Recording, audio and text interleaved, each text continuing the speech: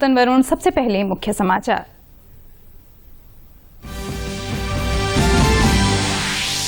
विधानसभा में बजट सत्र के चौथे दिन सरकार ने प्रस्तुत किया आर्थिक सर्वेक्षण। राज्य की विकास दर वर्ष 2019-20 में अनंतिम अनुमान के मुताबिक दर्ज की गई 4.3%। मुख्यमंत्री त्रिवेंद्र सिंह रावत ने 57,400 करोड़ रुपए का पेश किया बजट। मुख्यमंत्री ने गैरसैंण को राज्य की तीसरी कमिश्नरी बनाने की घोषणा।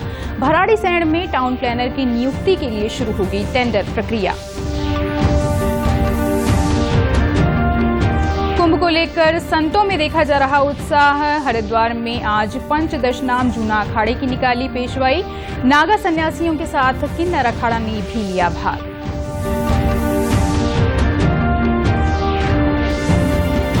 और चमोली की भीषण आपदा में क्षतिग्रस्त हुआ बेली ब्रिज बनकर हुआ तैयार। 13 गांवों को मुख्यधारा से जोड़ता है ये ब्रिज।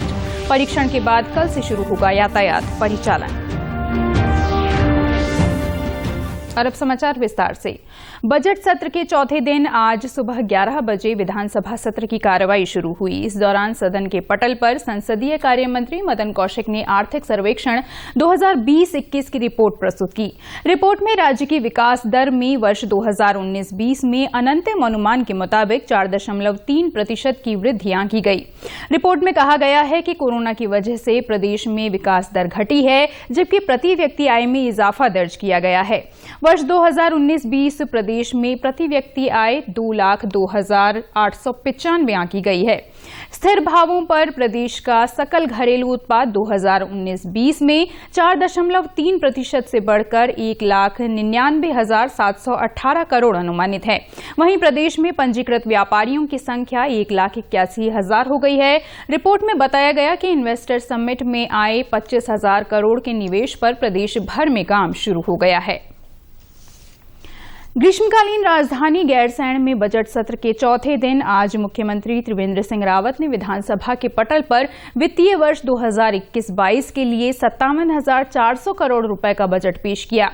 बतौर वित्त मंत्री मुख्यमंत्री का ये दूसरा बजट है। बजट पेश करने से पहले उन्होंने देश के जवानों, स्वास्थ्य कर्मियों को नमन किया। मुख्यमंत्री ने गैरसैंण को राज्य की तीसरी कमिश्नरी बनाते हुए चमोली, रुद्रप्रयाग, अल्मोड़ा और बागेश्वर जिलों को इसमें शामिल करने की भी घोषणा की। उन्होंने कहा कि भराड़ीसैंण राजधानी क्षेत्र के विकास के लिए 1 माह में टाउन प्लानर की नियुक्ति के लिए टेंडर प्रक्रिया शुरू की जाएगी। इसके साथ ही गैरसैंण में खाद्य प्रसंस्करण इकाई की स्थापना और गैरसैंण परिक्षेत्र में 20,000 फलदार पेड़ लगाने की भी घोषणा की गई।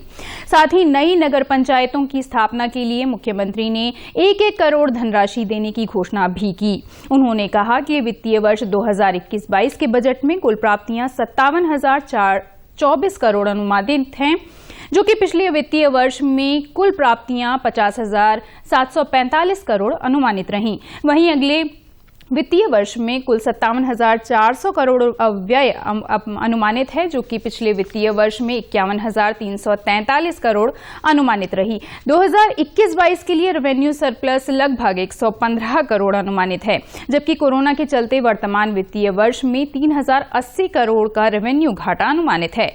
मुख्यमंत्री ने बताया कि महिलाओं के सिर से घास का बोझ हटाने के लिए एक नई योजना मुख्यमंत्री घसियारी कल्याण योजना शुरू की जा रही है। इसके लिए बजट में 25 करोड़ रुपए का प्रावधान किया गया है। नगरीय क्षेत्रों में पीने के पानी की व्यवस्था करने के लिए सौंग बांध निर्माण से पेयजल योजना के प्राकलन के लिए 150 करोड़ रुपए की धनराशि का बजट में प्रावधान किया गया है। पलायन रोकथाम योजना के लिए 18 करोड़ और पंतनगर, चौखुटिया और जौलीग्रांट हवाई अड्डे के विस्तार के लिए बजट में 181 करोड़ रुपए का प्रावधान किया गया है। आस्था के केंद्र धर्मनगरी हरिद्वार में बूचड़खानों यानी स्लॉटर हाउस को बंद करने का फैसला लिया गया है। पर्यटन मंत्री सतपाल महाराज ने इस संबंध में जानकारी देते हुए बताया कि मुख्यमंत्री ने लंबे समय से चली आ रही मांग को स्वीकार कर लिया है। मुख्यमंत्री के निर्देश के बाद शहरी विकास सचिव शैलेश बगोली ने हरिद्वार के निगम, पालिका और पंचायत क्षेत्रों को वधशाला विहीन घोषित कर दिया है। गौरतलब है कि हरिद्वार में पशु वधशाला मामला लंबे समय से चल रहा था। हाईकोर्ट में भी इसे लेकर याचिका दायर की गई थी। क्षेत्रीय विधायकों का कहना था कि हरिद्वार देश की आध्यात्मिक और सांस्कृतिक राजधानी है, इसलिए यहां स्लॉटर हाउस का कोई औचित्य नहीं है। देवनगरी हरिद्वार में जहां पतित पावनी गंगा बहती है और जहां महान कुंभ का पर्व मनाया जा रहा है, अब वहां पशुवध नहीं होगा। हरिद्वार में स्लॉटर हाउस बनने जा रहा था, जहां लगभग 500 गायों की वध होता। हम लोगों ने माननीय मुख्यमंत्री जी से आग्रह किया कि देवनगरी हरिद्वार के अंदर स्लॉटर हाउस नहीं होना चाहिए। उन्होंने हमारे आग्रह को स्वीकार किया। मैं उन्हें धन्यवाद ज्ञापित करता हूं। अब हरिद्वार में कोई भी पशुवध नहीं होगा। स्लॉटर हाउस पर रोक लगा दी गई है और ये सभी धर्म प्रेमियों के लिए बहुत ही शुभ सूचना है। हरिद्वार के सबसे बड़े अखाड़े पंचदशनाम जूना अखाड़े की पेशवाई आज ज्वालापुर से निकाली गई।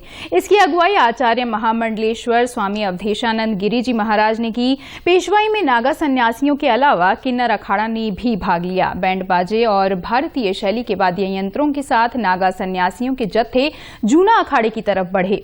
जूना अखाड़े के श्री महंत और अखिल भारतीय अखाड़ा परिषद के महामंत्री हरिगिरी ने बताया कि शोभा यात्रा में देश भर से आए साधु संत भाग ले रहे हैं।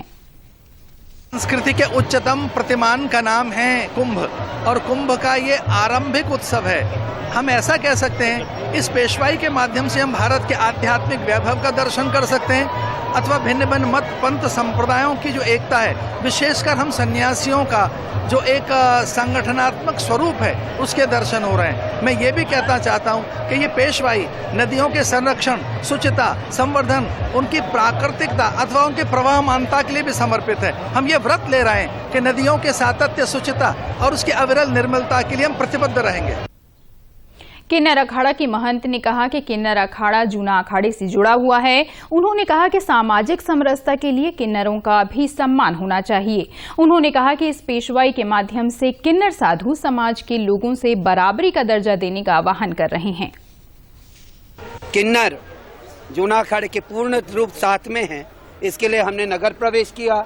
हमने कल धर्म ध्वजा करी, आज पेशवाई कर रहे हैं। जो स्थान मिलना चाहिए और जो व्यवस्थाएं मिलनी चाहिए हमारी दीपक रावत जी से और मेलाधिकारी से और सीएम से हमारी एक कल आए हुए थे, तो हमारे डेलीगेशन मिले, उन्होंने आश्वासन दिया वो हमारे लिए सब कुछ करेंगे।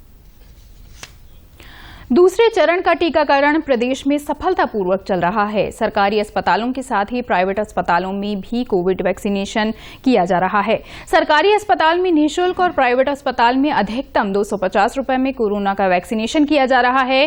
चंपावत जिले के 7 केंद्रों में आज टीकाकरण कार्य किया गया। जिले के सामुदायिक स्वास्थ्य केंद्र लोहाघाट, टनकपुर, बाराकोट, पाटी, जिला अस्पताल सहित आईटीबीपी और एसएसबी परिसर में टीकाकरण केंद्र बनाए गए हैं। मुख्य चिकित्सा अधिकारी डॉक्टर आरपी खंडूरी ने बताया कि जिले में 60 साल से ऊपर और 45 वर्ष से ऊपर के बीमार लोगों का ऑनलाइन रजिस्ट्रेशन कर टीकाकरण किया जा रहा है। अगर कोई व्यक्ति टीकाकरण के लिए पंजीकरण कराने में असमर्थ है तो उनका मौके पर ही पंजीकरण किया जा रहा है। इसके साथ ही 5,860 स्वास्थ्य कर्मियों और 1,199 फ्रंटलाइन वॉरियर्स को भी वैक्सीनेशन की दूसरी डोज लगाई गई है। मैंने यहाँ रजिस्ट्रेशन किया। रजिस्ट्रेशन करने के बाद मेरे को वैक्सीन लगी। वैक्सीन लगने के बाद आधा घंटा मेरे को वेट करने के लिए कहा गया। मैं आधा घंटा मैंने वेट किया।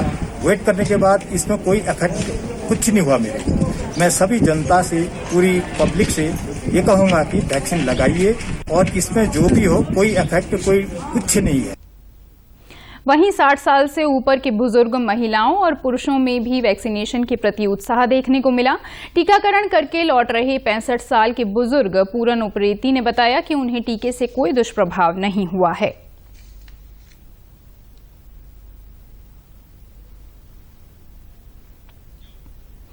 चमोली जिले में पिछले महीने आई प्राकृतिक आपदा में बह गए ऋषिगंगा नदी के पुल को सीमा सड़क संगठन ने फिर से बना दिया है।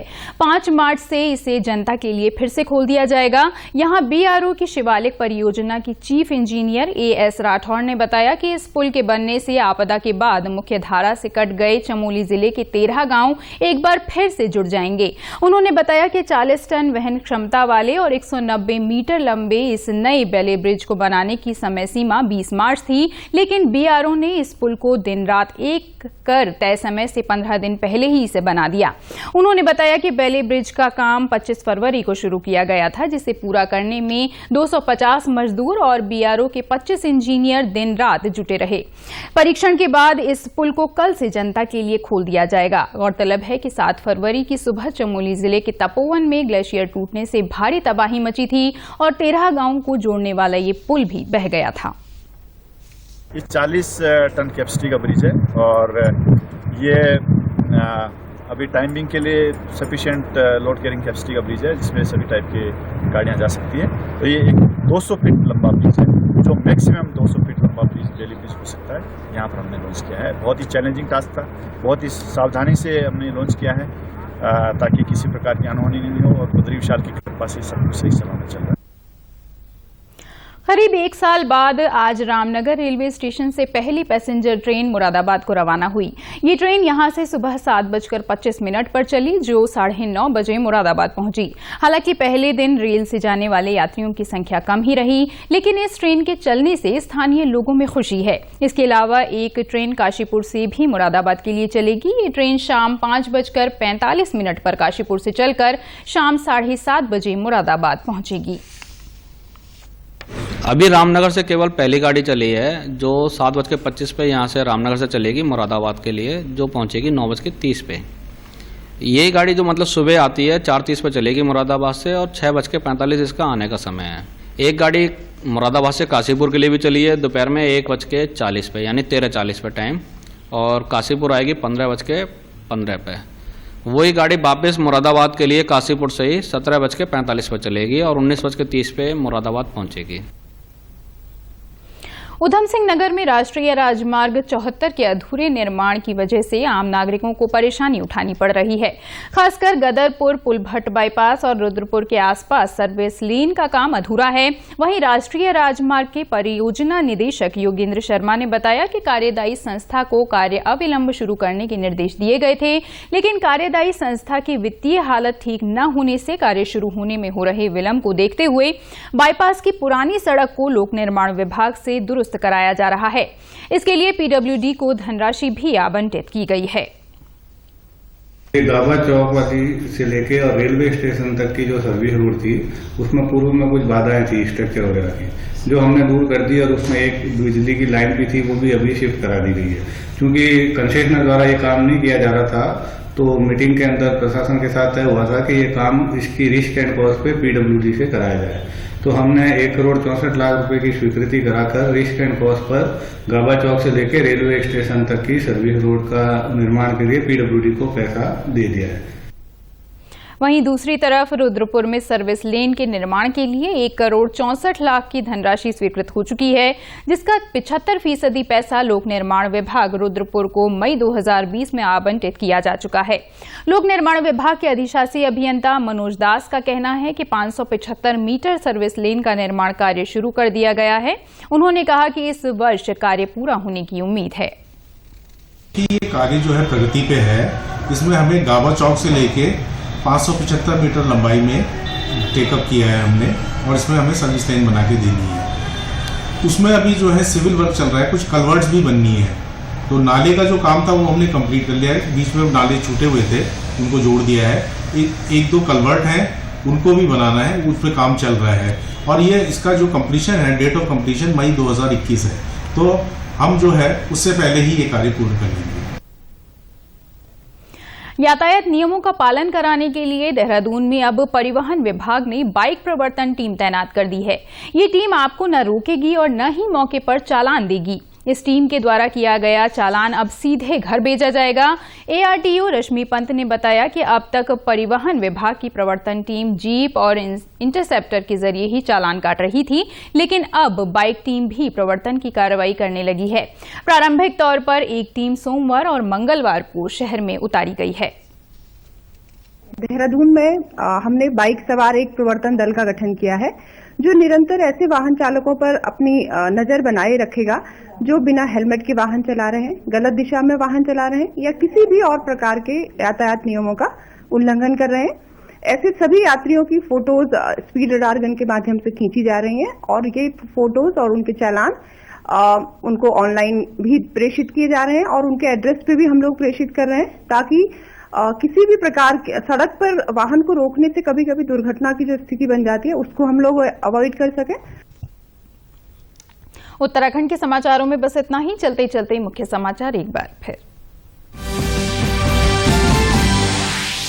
विधानसभा में बजट सत्र के चौथे दिन सरकार ने प्रस्तुत किया आर्थिक सर्वेक्षण। राज्य की विकास दर वर्ष 2019-20 में अनंतिम अनुमान के मुताबिक दर्ज की गई 4.3%।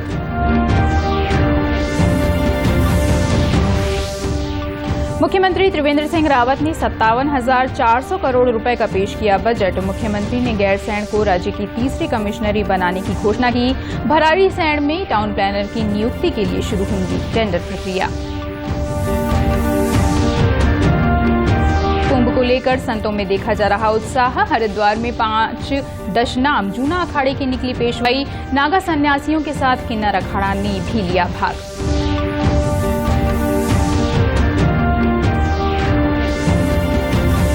और चमोली की भीषण आपदा में क्षतिग्रस्त हुआ बेले ब्रिज होकर तैयार हुआ।